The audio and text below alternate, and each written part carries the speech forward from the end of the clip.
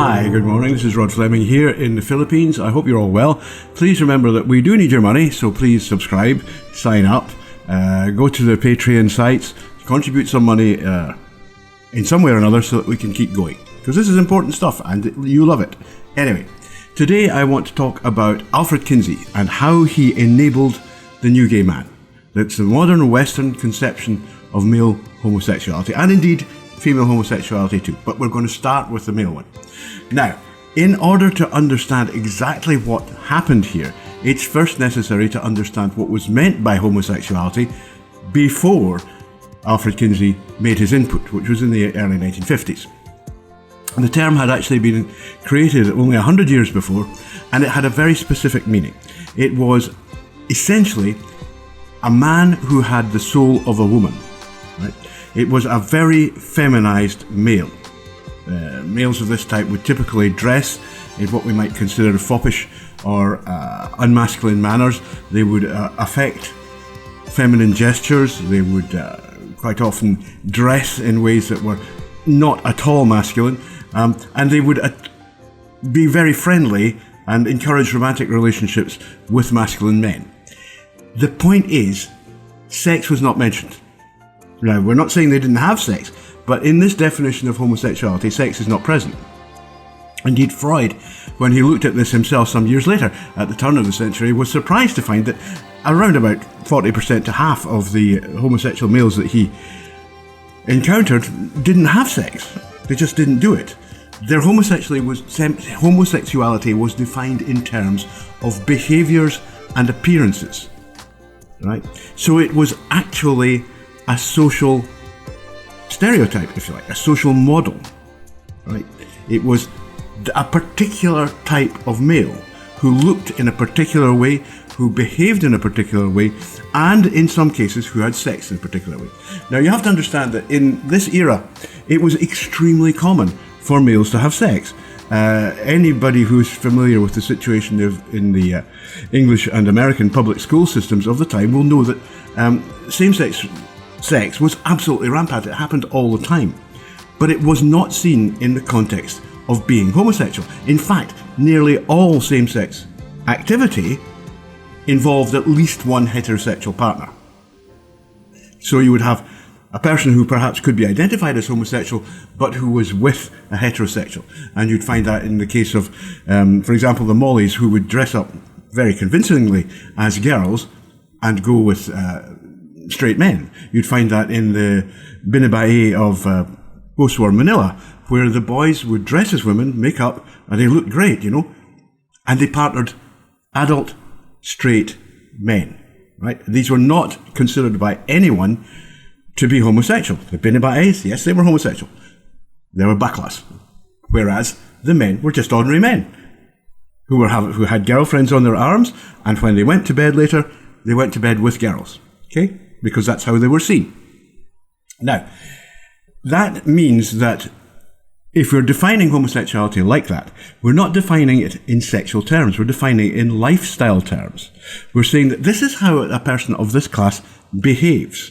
This is how a person of this class would look. And this is the kind of things that they would want to do. Okay? And in sex, the thing that they would want to do is to be receptive, if they're having sex, but not all do. To be receptive to a masculine male. Now, that understanding was really universal. Right through up until World War II, it was the position of Hirschfeld, Ulrichs, Havelock Ellis, any of the other big writers on this subject. When they talked about homosexuality, that's what they talked about. They talked about these feminized males, these unmasculine males, right? And you'll have heard me talk about unmasculine males elsewhere. They talked less about the actual act of sex. They talked about the way the people lived. So they were talking about a social model. They're talking about the expression of someone's inner being. And it wasn't all about sex. Now, let's go forward and talk about Kinsey.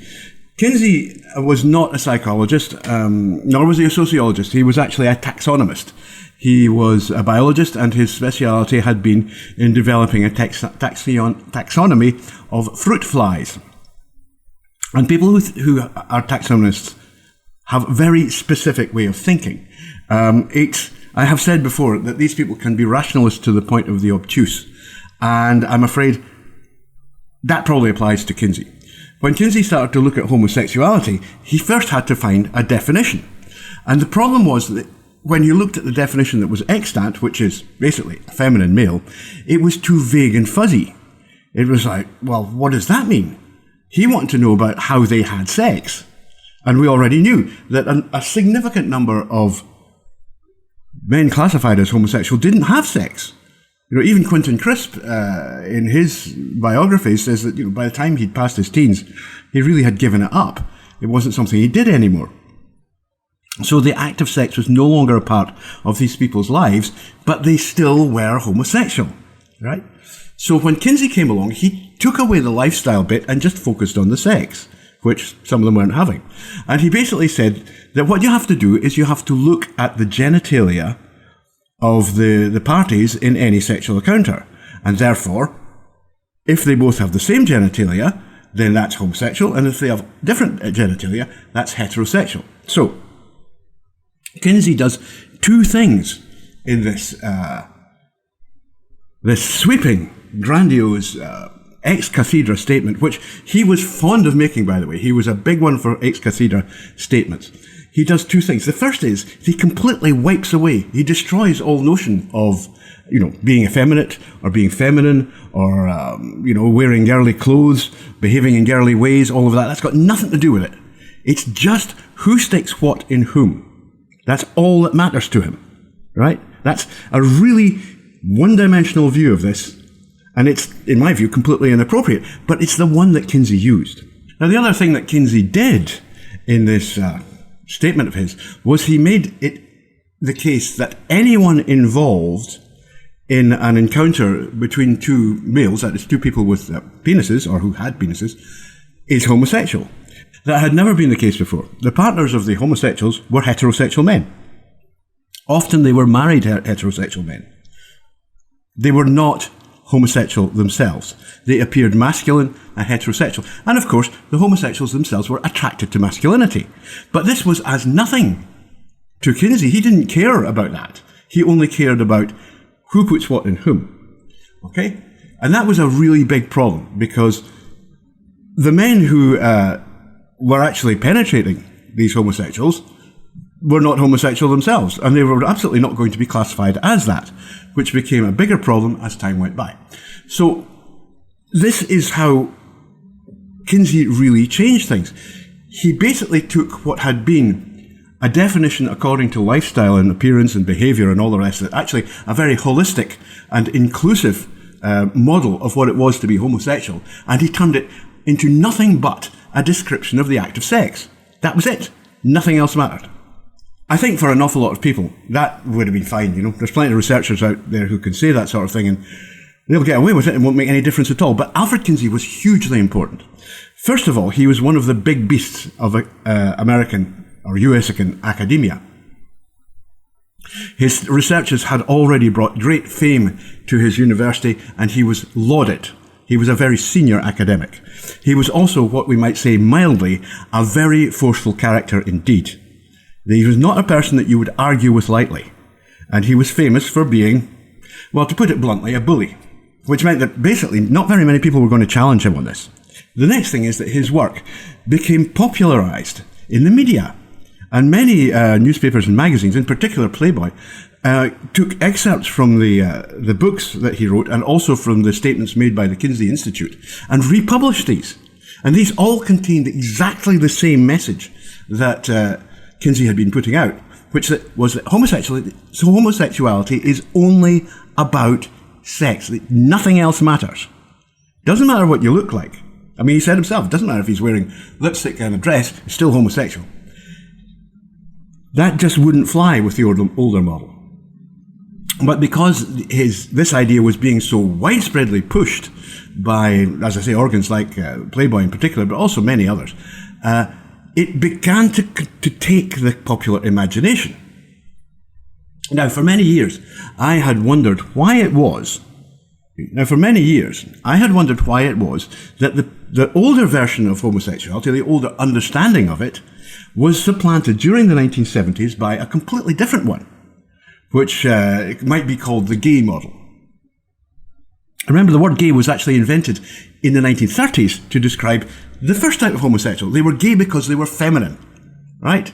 Tra-la-la, whoopsie-doopsie, let's dance around the daisies. That's what it was all about.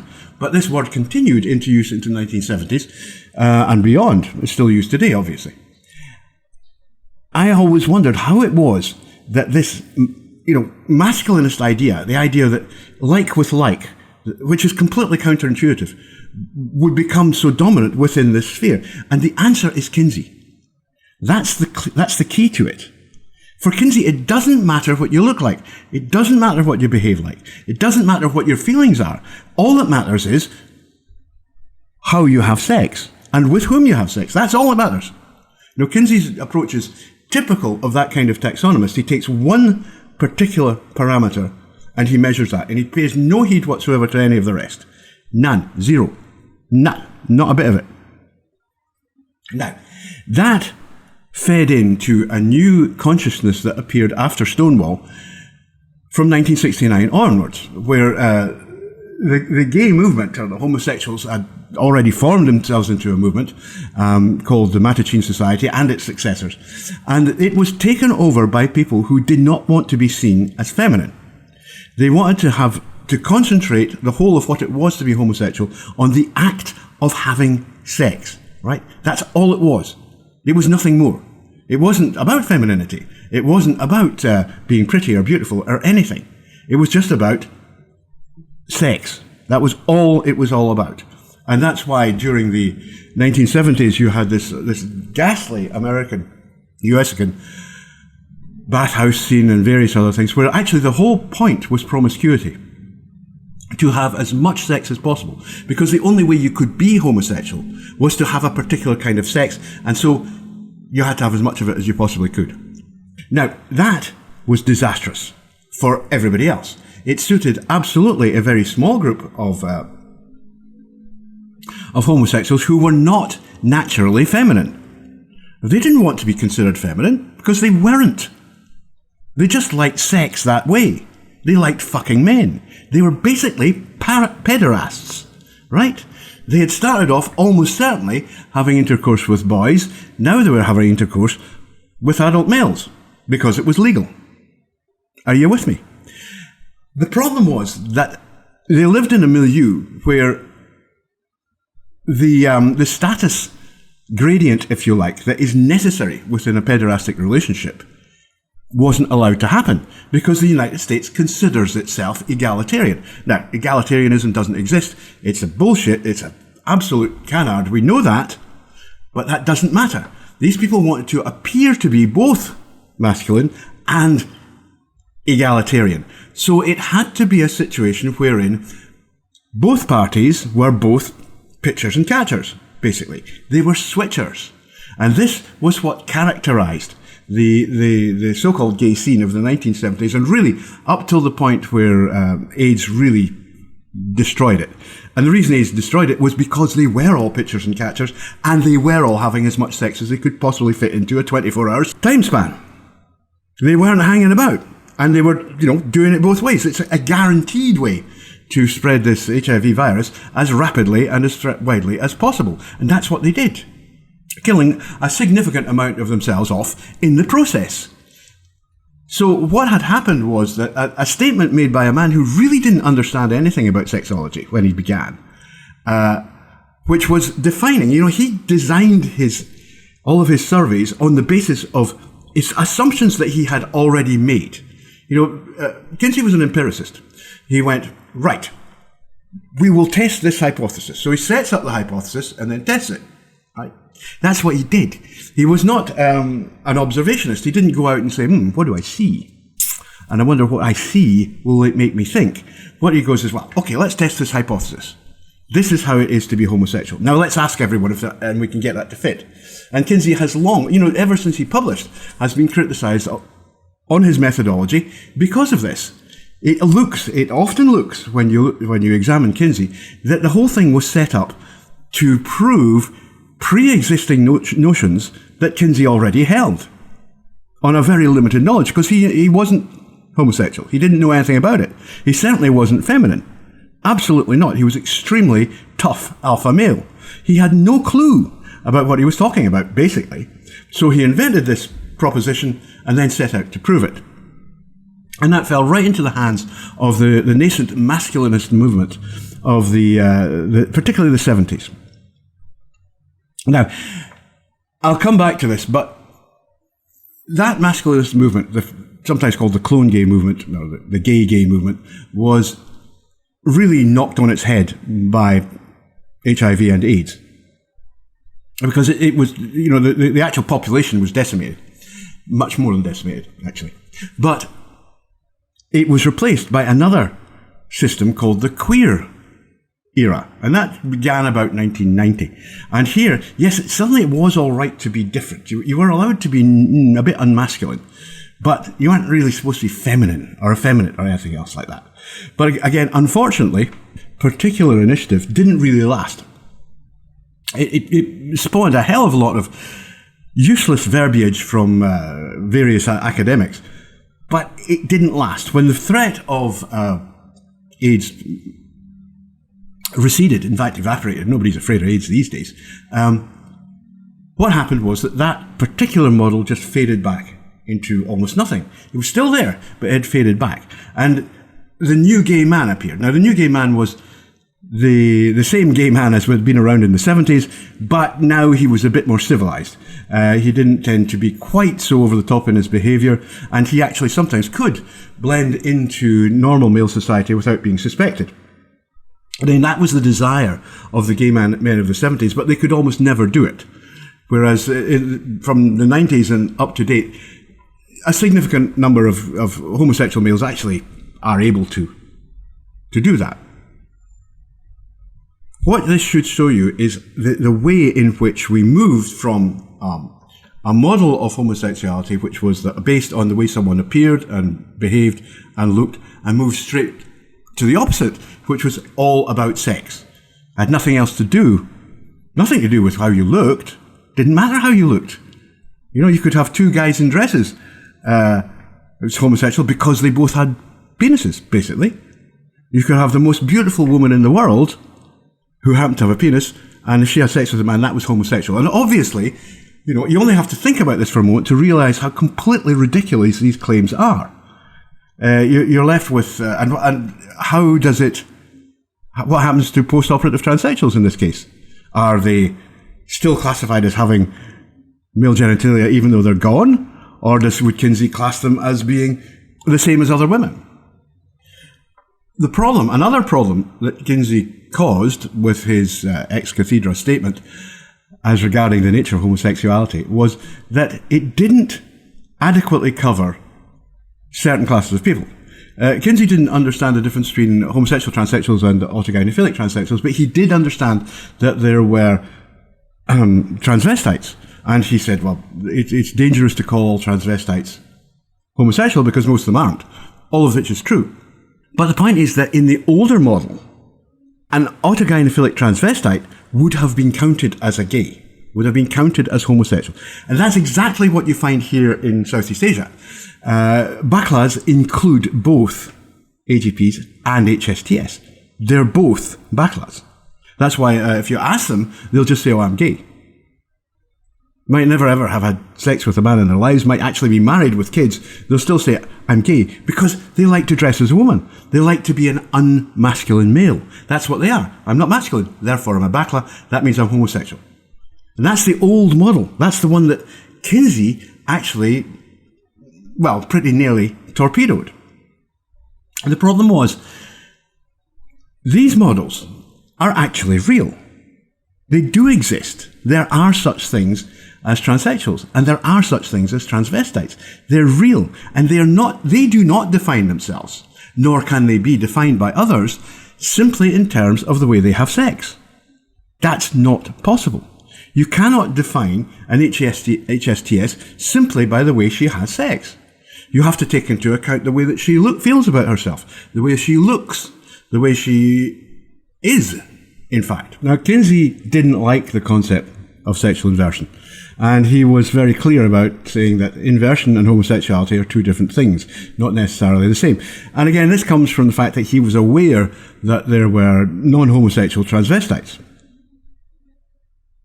who didn't fit the same categories as feminized homosexuals.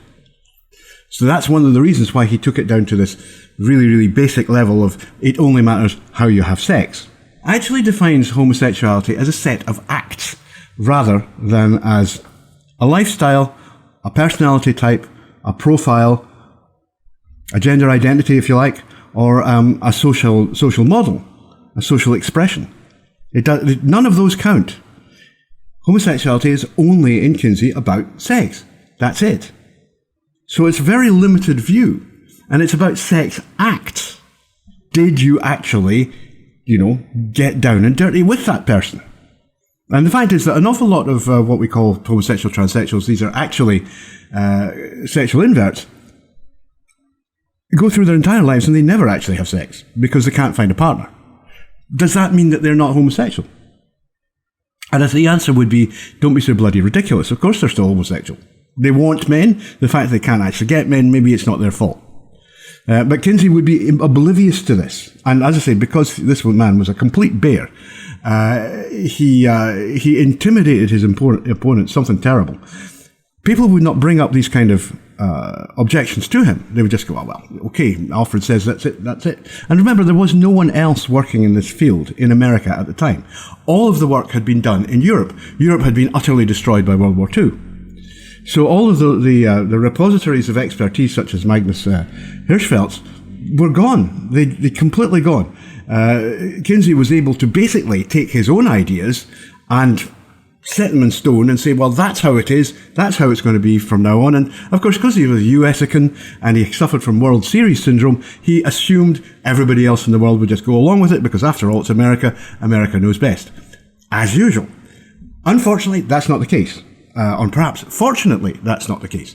Because all over the world, the Kinsey model, where homosexuality is measured by the actual act itself, is at best only half accepted.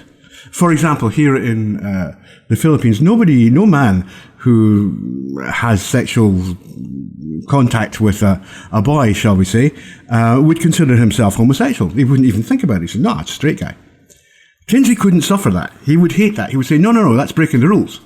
But why would it? He's a straight man. We're talking about a man who quite possibly could be married, who has no interest in other men. But given a dark night and a cute young boy, who cares? The same person might well have sex with a bakla, a young lady boy, a boy who appears to be a woman, for the same reasons. She's available, she feels nice, she looks nice, it's dark, nobody's going to know.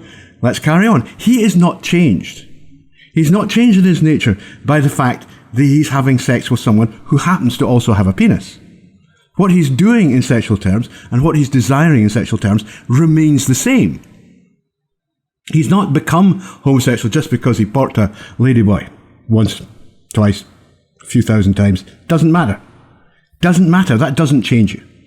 What would change you would be accepting the feminine role in sex. That would make a big difference. But if you're playing the same roles you always play, no. In every model other than Kinsey's, no, that's definitely not going to count. That's not homosexual. So homosexuality in Kinsey is only about, not just about the act of sex, but about specific acts of sex, right? He's prepared to allow maybe a little bit of mutual masturbation is okay, but none of that oral sex or anal sex, that's you're tagged. And I think you can see the kind of attitude that's coming out here. That Kinsey was really not a very pleasant person, and he certainly wasn't cutting any slack for the homosexuals. He was determinedly not cutting any slack for the feminine ones. He hated them. He thought that was immoral and wrong for men to appear to be women. He thought that it would be better if you're going to want to be Rogered, to be Rogered as a man, which, when you think about it a minute, is ridiculous. It's actually a ridiculous proposition because gender is real. Gender counts. Gender is how you attract partners. If you want a male partner, you look like a girl. That's it. Full stop. Kinsey has no room for this. When we look at Kinsey, we have to look at, this is a man who was absolutely seminal. He was the biggest bear in US American sexology, really up to date. And he really defined sexology, even though he was neither a psychiatrist, nor a sociologist, nor a sexologist, not any of the background that he might have helped him a little bit to understand. He was simply a taxonomist. And by taking that kind of view, which related specific behaviors to situations, he actually obscured what was going on. And he made possible another viewpoint, which is that, which is around again today, which is there are actually no such things as homosexuals. There are only homosexual acts. And in Kinsey, that's absolutely provable using Kinsey. You can say, well, the person is only homosexual when they're actually having that kind of sex. If only the sex matters, then when the person's not having sex, then they're not homosexual anymore. So I think the problem with Kinsey is that he was prone to making ex cathedra statements on things that he had limited knowledge about. And then he was a tremendous scholar. He's very good at studying things. But no, he didn't really have a great deal of intuition. The people who used him the most were those who wanted to completely destroy femininity as a component of male homosexuality. They wanted to eradicate it. And to that end, they were very, very successful. As I say, some rather non-conforming representations came around in the 1990s, which is called the queer era. But that kind of died back again. But now it's back. And the reason it's back is we have transsexuals again. Suddenly we have transsexuals. We have little boys standing up and saying, no, I'm not going to be a boy. I don't want to be a man. I'm a girl. And that's what I'm going to stay. I'm going to be a girl. Now, in fact, in the global understanding, these are homosexual. They're sexually inverted. They want to be girls. Because the term homosexual in the original actually meant an unmasculine male. So what these boys are saying is, no, I'm not going to be masculine. I'm not playing your masculine game. I like being girly. I like to be a girl. And yeah, I'll try sex with men. That sounds like great fun. Because that's even more girly. I get to have a nice big hulky guy. Oh, I'm up for that. They're back. And they are back with a vengeance because they've got publicity, they've got social media, and they've got hormones. And you can now see the certain states of the United USA going basically into catharsis, trying to stop this from happening. Trying to say, no, you can't have that. You can't have feminine boys. That's just totally wrong. Oh, no. It's all right for them to be gay. It's all right for them to be buggered by other men. That's okay. That's fine. Drop the pants anytime as long as you don't be girly. You can be a homo, but don't be a girly homo. You see what's going on here? I think personally that we've come to the end of an era. And I think a lot of thinking is going to have to change. I think that over the next 5 years or so, the HSTS, the genuine true transsexuals, are not going to go away. And I think that the AGPs, the autogynephilic transvestites, are going to change in nature. From being principally middle-aged when they appear, they're going to be principally teenaged when they appear. And that's much more like the model we have here in the Philippines and across Southeast Asia. So I think really big changes are coming. And I think that the new gay man, the masculine representation of male homosexuality, which has gone from being like the super straight to just being normal straight. Super straight of the 1970s when they had the clone gay scheme, when, I can't remember who it was, says, the ideal homosexual relationship is between a 35-year-old dentist and a 35-year-old lawyer. So basically same income, same social status, same age, same everything egalitarian. That is flying out the window like a potted plant at the moment. That's going to hell and gone, largely because egalitarianism doesn't exist in the first place, and it cannot possibly exist in sex. If you have sex with someone, somebody has to dominate the other. It is inevitable. You cannot have it any other way. He who inserts is dominant over she who is inserted into. That's basic. So the gay male models that have been flying around really since 1968, I think are on the way out. I think they're going to collapse, and I think they're going to collapse very soon. I think that the models that you see from places like Thailand, the Philippines, Latin America, and even Southern Europe, to be honest with you, are just going to be the ones where we're going to be. And the current masculinist new gay man model is just going to die out. And I don't think it can happen quickly enough, because basically it's a perversion. You know, the gay is not an orientation. Gay is a lifestyle.